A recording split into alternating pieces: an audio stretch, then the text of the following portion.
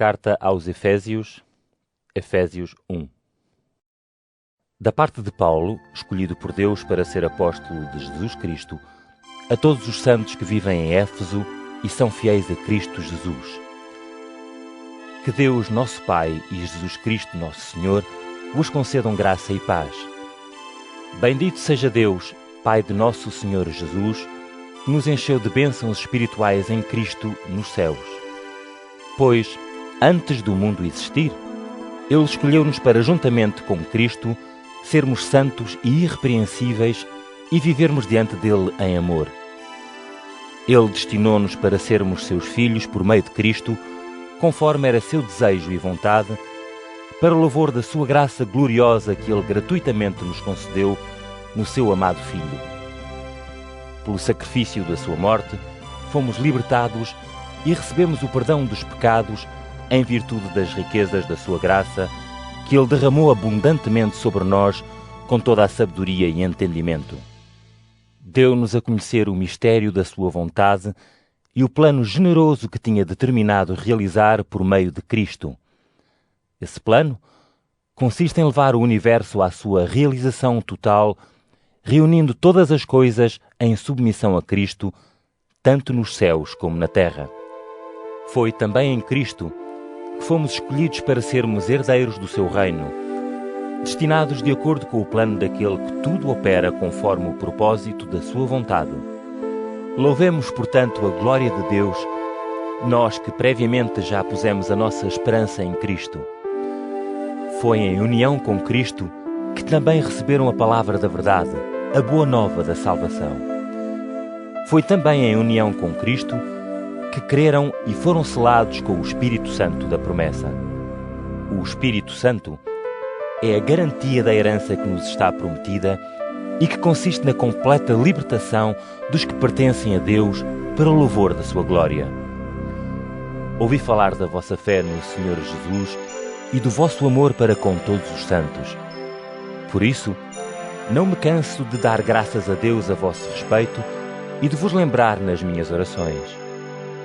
Peço a Deus, Pai do nosso Senhor Jesus Cristo e digno de todo louvor, que vos dê o espírito de sabedoria e revelação para melhor o conhecerem.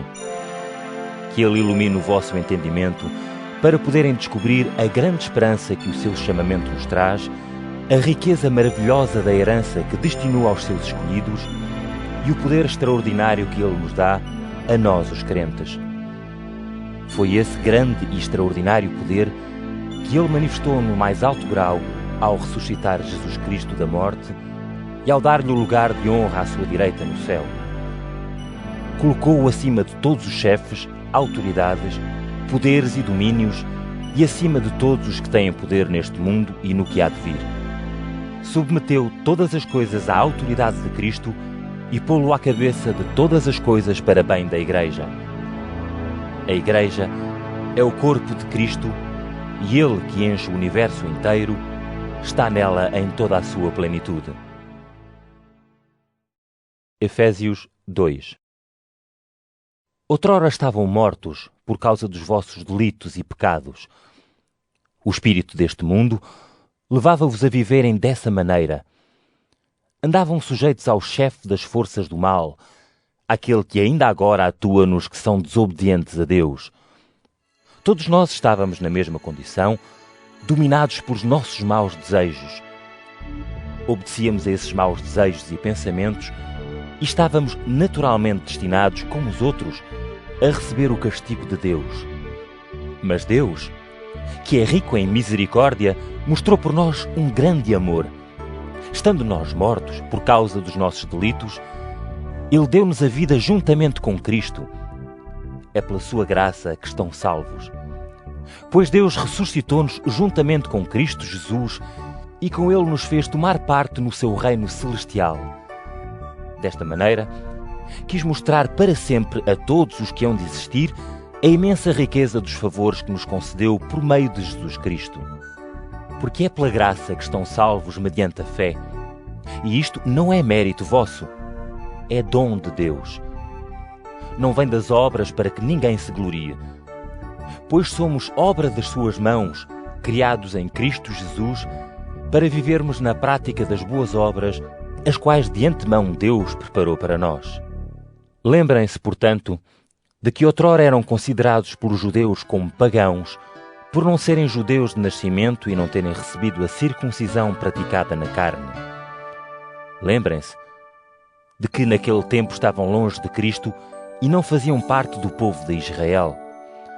Não eram abrangidos pelas promessas da aliança e andavam no mundo sem esperança e sem Deus.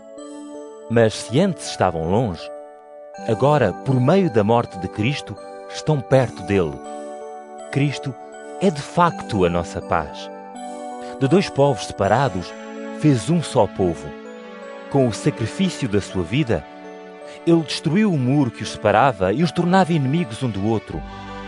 Aboliu a lei judaica com os seus regulamentos e decretos para, a partir de judeus e não-judeus, formar uma humanidade nova em união com ele, fazendo a paz, a fim de os reconciliar com Deus num só corpo, por meio da sua cruz, destruindo por ela o ódio que os dividia. Cristo veio, portanto, anunciar a boa nova da paz, tanto aos que, como vós, estavam longe, como também aos que estavam perto. Graças a ele, podemos agora, tanto uns como outros, chegar ao Pai guiados pelo mesmo Espírito. Portanto, já não são estrangeiros nem hóspedes. Fazem parte do povo santo de Deus e são membros da sua família. Formam um único edifício que tem por alicerces os apóstolos e os profetas e do qual Jesus Cristo é a pedra principal. É em Cristo que todo o edifício está seguro e cresce até se transformar num templo consagrado ao Senhor. É igualmente em Cristo que fazem parte desse edifício, que é a casa onde Deus habita pelo seu Espírito. Efésios 3. É por isso que eu, Paulo, estou preso, por amor de Cristo Jesus, para benefício daqueles que, como vós, não são judeus. Com certeza já ouviram falar da missão que Deus, com a sua graça, me confiou para vosso bem. Ele deu-me a conhecer o seu plano misterioso. Já antes tratei deste assunto rapidamente, e se voltarem a ler o que então escrevi, podem dar-se conta daquilo que eu penso desse plano misterioso que se realiza em Cristo. No passado, ninguém tinha conhecimento desse plano, mas agora foi revelado aos santos apóstolos e profetas por meio do Espírito Santo. O plano consiste em que, pelo Evangelho de Jesus Cristo e em união com ele, os não-judeus têm parte na mesma herança, são membros do mesmo corpo e participam da mesma promessa. É deste Evangelho que eu sou porta-voz por um privilégio especial que Deus, pelo seu poder e iniciativa, me concedeu. Eu sou o mais insignificante de todos os santos, mas foi-me concedida a graça de anunciar aos não-judeus a boa nova das infinitas riquezas de Cristo. Devo dar a conhecer a todos o plano misterioso que Deus, Criador de todas as coisas, tinha preparado desde o princípio, sem o manifestar. Mas agora, até os poderes e as autoridades do céu devem ficar a conhecer, por meio da Igreja, a imensidão da sabedoria de Deus. Este é o plano que Deus traçou desde o princípio e que realizou por meio de Jesus Cristo, nosso Senhor. É pela fé em Cristo e em união com Ele que nós sentimos a liberdade de nos apresentarmos diante de Deus cheios de confiança. Por isso vos peço que não se preocupem com os sofrimentos que tenho de passar por vossa causa. Isso deve ser para vós motivo de honra.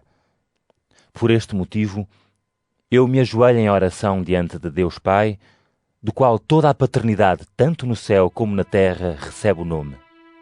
Que Ele vos conceda, com a riqueza da sua glória, a força de se manterem interiormente firmes e seguros pelo Espírito. Também peço a Deus que Cristo habite pela fé nos vossos corações e que estejam bem arraigados e alicerçados no amor, para poderem compreender, com todos os crentes, a grandeza, a largueza, a imensidão e a profundidade do amor de Cristo.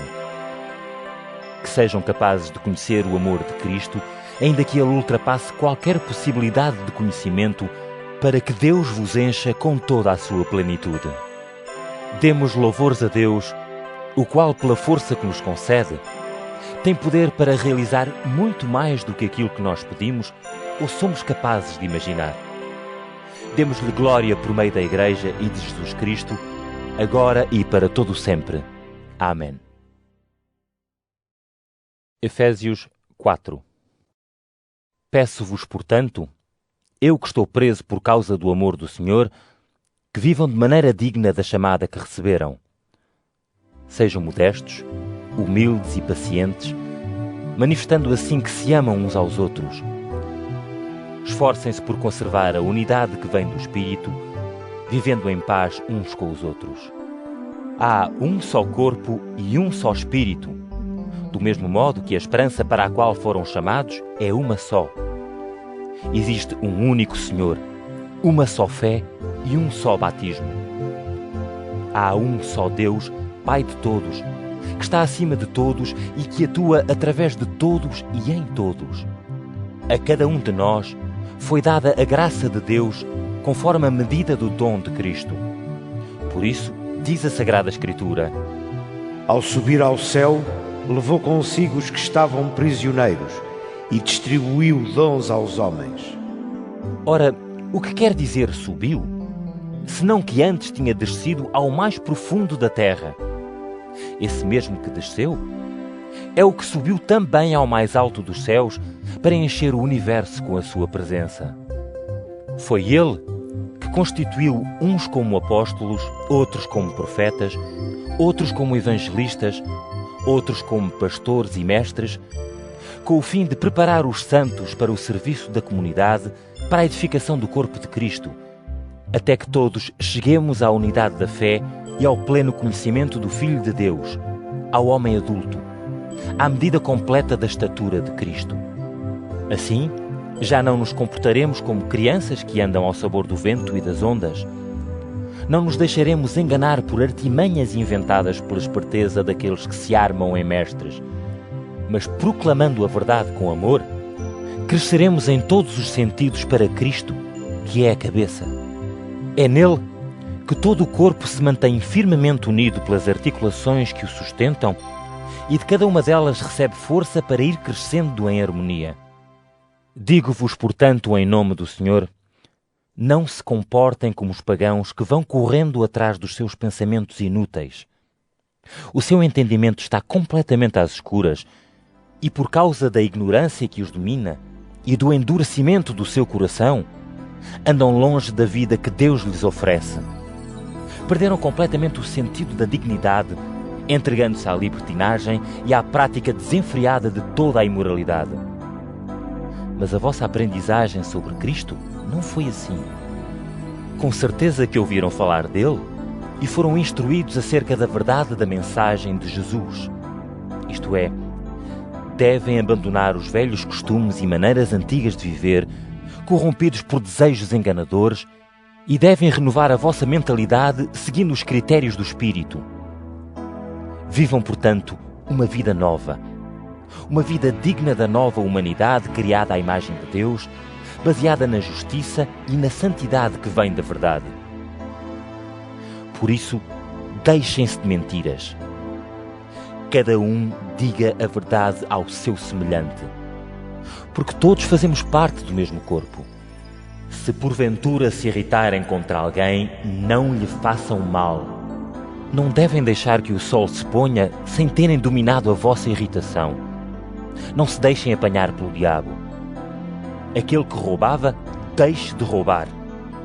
Antes trabalhe honestamente com as suas próprias mãos para ter com que socorrer até mesmo aqueles que não têm o suficiente. Que nenhuma palavra imprópria saia da vossa boca. Pelo contrário, que as vossas palavras sejam úteis e edificantes para fazerem bem àqueles que vos ouvem. Não entristeçam o Espírito Santo de Deus. Ele é o sinal com que Deus vos marcou para o dia da libertação. Qualquer espécie de ressentimento, ira, irritação, indignação ou injúria deve desaparecer do vosso meio, bem como toda a espécie de maldade.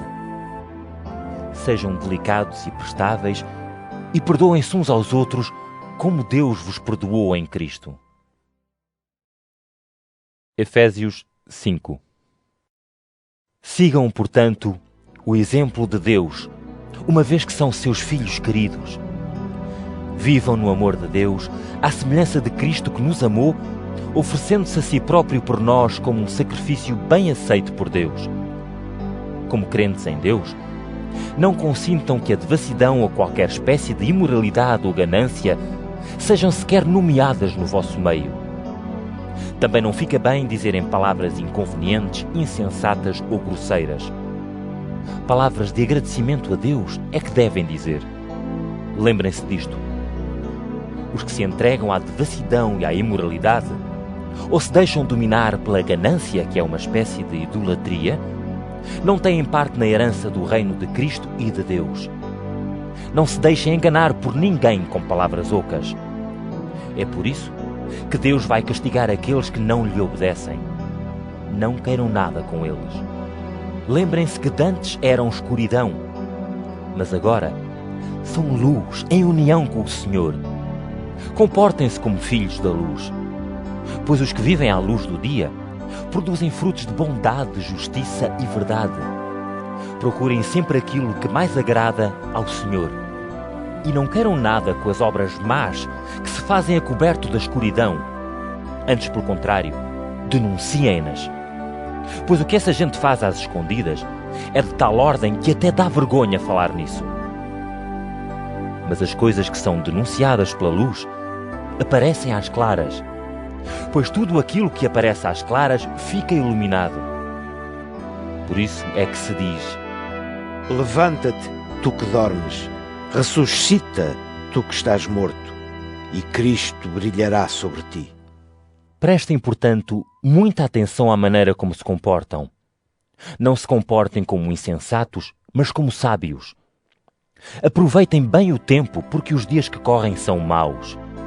Por isso, não façam as coisas de qualquer maneira, mas procurem compreender bem qual é a vontade do Senhor. Não se embebedem, pois o vinho leva à libertinagem, mas deixem-se encher do Espírito de Deus. Recitem uns com os outros salmos, hinos e cânticos que inspirem devoção. Cantem e louvem ao Senhor com o vosso coração. Deem graças a Deus, nosso Pai, por todas as coisas, em nome de nosso Senhor Jesus Cristo. Sejam submissos uns para com os outros pelo respeito que têm por Cristo. As mulheres obedeçam aos seus maridos como ao Senhor. Pois assim como Cristo é cabeça para a Igreja, também o marido o é para a mulher. Cristo é o Salvador do corpo, que é a Igreja. Ora, assim como a Igreja obedece a Cristo, também as mulheres devem obedecer em tudo aos seus maridos. Os maridos devem amar as suas mulheres, como também Cristo amou a Igreja e deu a sua vida por ela. Fez isto para a santificar e purificar, lavando-a com a água da sua palavra. Quis assim preparar a Igreja para ser a sua esposa cheia de beleza, sem mancha nem defeito ou coisa semelhante, mas santa e sem pecado. É desse modo que o marido deve amar a sua mulher, como se ela fosse o seu próprio corpo. Quem ama a sua mulher, ama-se a si mesmo. Ora, ninguém despreza o seu próprio corpo. Muito pelo contrário, alimenta-o e rodeia-o de todos os cuidados, assim como Cristo faz com a Igreja. E todos nós fazemos parte do seu corpo. Como diz a Sagrada Escritura: O homem deixará o seu pai e a sua mãe para viver com a sua mulher, e os dois se tornarão um só corpo. Há aqui um grande mistério. É que isto realiza-se plenamente no amor que Cristo tem pela Igreja, mas deve realizar-se também em vós. Por isso, o marido ame a sua mulher como a si mesmo e a mulher respeite o seu marido. Efésios 6. Filhos, em nome da vossa fé no Senhor, obedeçam aos vossos pais, pois assim é que deve ser. O primeiro dos mandamentos, acompanhado de uma promessa, é: Honra o teu pai e a tua mãe. E a promessa é esta: Assim serás feliz e gozarás de uma longa vida sobre a terra. Pais, não irritem os vossos filhos, mas eduquem-nos com disciplina e equilíbrio em nome do Senhor. Escravos, obedeçam cuidadosamente aos senhores que tiverem neste mundo. Façam-no com lealdade, como se estivessem a servir a Cristo. Não obedeçam só quando estão a ser vigiados e para lhes agradar. Comportem-se como servos de Cristo, que ponham toda a sua alma no cumprimento da vontade de Deus. Ponham toda a boa vontade no trabalho, como se trabalhassem para o Senhor e não para os homens. Lembrem-se que qualquer pessoa, seja escravo ou livre, receberá do Senhor a recompensa do bem que tiver feito. Senhores, procedam da mesma maneira para com os vossos escravos. Não os ameacem com castigos. Saibam que tanto para vós como para eles existe um Senhor que está nos céus, e Ele não faz diferenças entre as pessoas. De resto, sejam fortes no Senhor e confiantes no seu imenso poder. Revistam-se da armadura de Deus. Só assim poderão resistir aos enganos do diabo. Pois não é contra seres humanos que temos de combater, mas contra poderes e autoridades que dominam este mundo de escuridão e contra os espíritos do mal que não se veem. Sirvam-se, por isso, das armas que Deus vos oferece para poderem resistir naquele dia difícil e para poderem ficar de pé depois de terem vencido todos os inimigos. Estejam preparados. Usem a verdade como um cinto bem apertado e a justiça como armadura. Que a prontidão em anunciar o Evangelho da paz seja como calçado para os vossos pés. Andem sempre armados com o escudo da fé para poderem defender-se das setas incendiárias do inimigo. Que a salvação vos sirva de capacete e combatam com a espada do Espírito, que é a palavra de Deus. Façam tudo isto em espírito de oração e orem continuamente em união com o Espírito Santo. Estejam vigilantes, prestem muita atenção a estas coisas e orem por todos os santos. Lembrem-se também de mim na oração, para que Deus me inspire quando eu tiver de falar e para que eu tenha liberdade de dar a conhecer a mensagem da Boa Nova, da qual, mesmo preso, continuo a ser embaixador. Peçam a Deus que eu tenha coragem para a anunciar como convém. Para terem notícias mais pormenorizadas sobre mim e sobre aquilo que eu faço, mandei aí Tíquico, que é um crente exemplar e está ao serviço do Senhor com toda a fidelidade. Ele vai contar-vos todas as notícias a nosso respeito e vai com certeza dar-vos mais coragem. Da parte de Deus Pai e do Senhor Jesus Cristo, desejo paz a todos os irmãos e amor com fé. Que a graça de Deus esteja com todos os que amam a nosso Senhor Jesus Cristo com toda a fidelidade.